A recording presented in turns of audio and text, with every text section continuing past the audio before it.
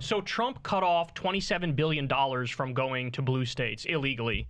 He cut off less than $1 billion, it was, from red states. And so he's sort of waging war on the blue states in a number of different ways, including, deploying red state National Guardsmen into blue cities in blue states. I mean, it's really almost kind of like a soft civil war. That's kind of how I view it, with the ICE invasion and things of that nature, National Guard, military and stuff. So how will you handle Trump trying to hurt New York relative to Hochul? First of all, New York is New York. And I think that's important to understand. You look at what's going on in, California, Illinois, you see a governor step up and you feel a presence. You feel a voice, you feel a command of the moment. Candidly, I don't feel that right now, despite the fact that New York is New York.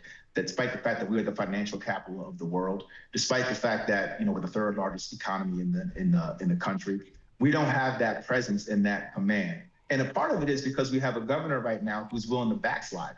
So for example, let's talk about immigration. We know that our immigrant community right now is under attack, under assault. The Trump dragnet is everywhere. We have legislation right now in New York that would ban 287G agreements. 287G agreements are when the federal ICE agency partners up with local law enforcement and enables them, in effect, deputizes them to enforce immigration law. That is unacceptable. And we should ban that type of law.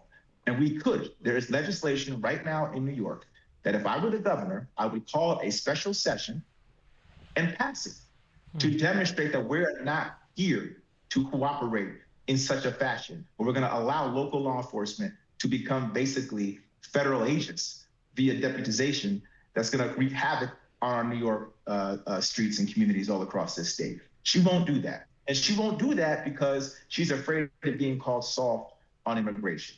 Or how about the fact that when Trump says, I'm going to hold money over your head if you don't allow for a water quality permit that's been denied 3 times over already by state agencies pursuant to our state laws. The governor says, well, wait a second, you know what? We'll fast track that water quality permit and we'll allow the Nessie frack gas pipeline to be expanded all across New York, even though the science hasn't changed. And even though we know it's going to actually cost more for New Yorkers to build that pipeline and they're going to see in their energy bills. But you know what? I'm going to take the politically expedient route and just make a deal with you and talk about, energy policy that's above, an all the above approach for energy. It's a sham. And so that kind of posture that she's taken, whether it's on climate, whether it's on immigration, it's a defeatist posture. And it's not one that's actually rooted in the shared values of New Yorkers. And so what I would do is project strength by virtue of our values. I would make sure that we pass legislation and enforce law that makes it clear to Trump and his cronies that we're not here to negotiate in those fashions. We're not here to be compromised in that way. We are New York, and we do have the wherewithal. We do have resources to stand up strong and be firm in this moment and to set the example for the rest of the country.